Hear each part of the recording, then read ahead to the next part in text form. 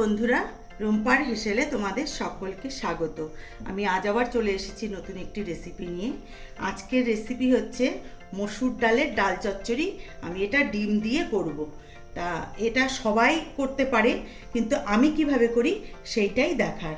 তাহলে চলো শুরু করি আজকের রেসিপি, মসুর ডালের ডিম চচ্চড়ি। এই যে দেখো, ডাল আমি ভালো করে ধুয়ে পরিষ্কার করে নিয়েছি। এবার আমি এই ডালের মধ্যে সমস্ত উপকরণগুলো এক এক করে দিয়ে দেবো। প্রথমে দেব আলু কেটে রাখা। আমি এইভাবে আলুগুলোকে কেটে নিয়েছি। প্রথমে এর মধ্যে আলু দিয়ে দেব। তারপরে দেব আদা রসুন, না আদা আর কাঁচা লঙ্কা কুচি। এবার দেব কুচনো রসুন, দেব কেটে রাখা টমেটো, এবার দেব পেঁয়াজ। পেঁয়াজটা আমি কিছুটা দেব, কিছুটা পরে দেব। এবার আমি এর মধ্যে দেব হলুদ গুঁড়ো। তোমরা চাইলে এর মধ্যে একটু শুকনো লঙ্কার গুঁড়োও দিতে পারো, কিন্তু আমি দিচ্ছি না। আর দেব লবণ। সবশেষে দেব সর্ষের তেল।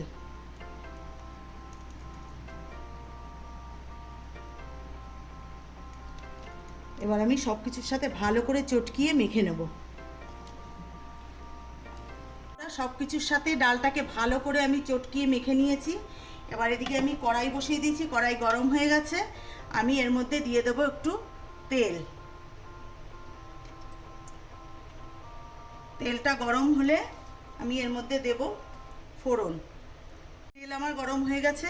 প্রথমে আমি দেব 3টে শুকনো লঙ্কা দিলাম, আর একটা তেজপাতা, আর দেব কিছুটা সামান্য জিরে।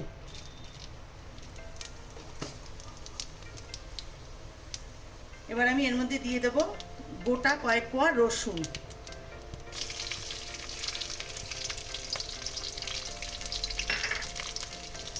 এবার এটা একটু সামান্য একটু ভাজা ভাজা করে নেব।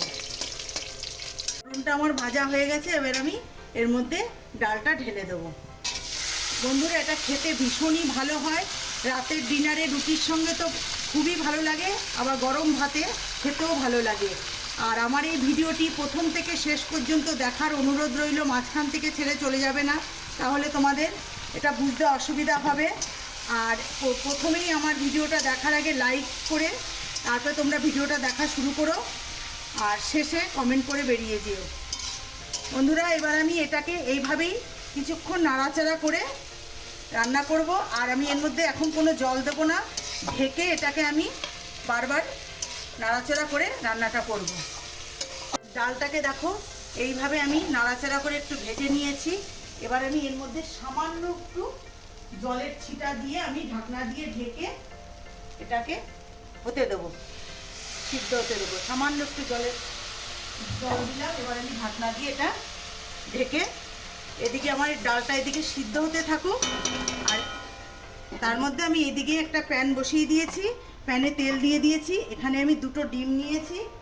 এবার আমি তেলের মধ্যে একটু লবণ দেব, দিয়ে এটা আমি ডিমের ভুর্জি ভেজে নেব।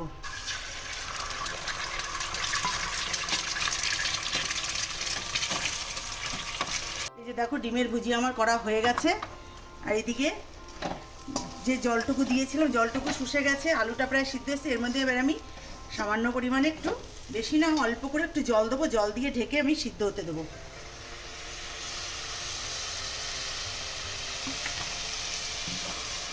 যেহেতু ডাল চচ্চড়ি, তাই বেশি জল দেবো না, এটা শুকনো শুকনোই হবে।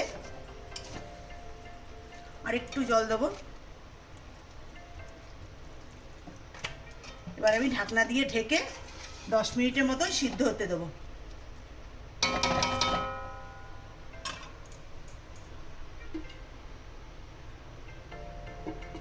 10 মিনিট পরে ফিরে আসছি। ঢাকনাটা তুলে নেব। ডালটা প্রায় সিদ্ধ হয়ে এসছে। এবার আমি এর মধ্যে দিয়ে দেবো এই যে কিছুটা পেঁয়াজ রেখে দিয়েছিলাম, কাঁচা পেঁয়াজ। এটা আমি একটু এবার এর মধ্যে দিয়ে দেবো। এইভাবে কাঁচা পেঁয়াজটা একটু দিয়ে দিলে এটা একটু কাঁচা কাঁচা থাকে, খেতে ভীষণই ভালো লাগে। তোমরা এইভাবে একবার করে দেখবে। এবার আমি এর মধ্যে দিয়ে দেবো ভেজে রাখা ডিমটা।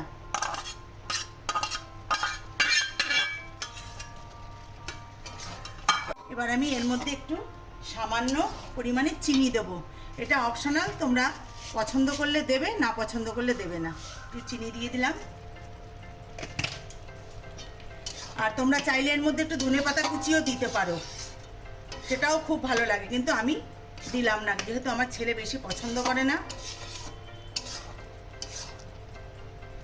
এবার আমার হয়ে এসছে, এটা আমি এবার নামিয়ে নিয়ে তোমাদেরকে দেখাচ্ছি। গ্যাসটা আমি বন্ধ করে দিচ্ছি। দেখো বন্ধুরা, ডিম দিয়ে মুসুর ডালের ডাল চচ্চড়ি আমার হয়ে গেছে, আমি নামিয়ে নিয়েছি। এটা কিন্তু খেতে ভীষণই অসাধারণ হয়। আর তোমরা এটা অবশ্যই আমি যেভাবে বানালাম সেইভাবে বানিয়ে একবার খেয়ে তোমাদের কেমন লাগলো আমাকে কমেন্টস করে অবশ্যই জানাবে।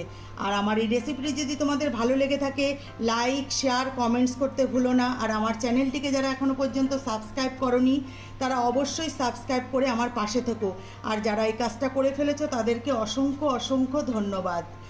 আর আমি আজকের মতন এখানেই ভিডিওটি শেষ করছি। ভালো থেকো, সুস্থ থেকো, নমস্কার।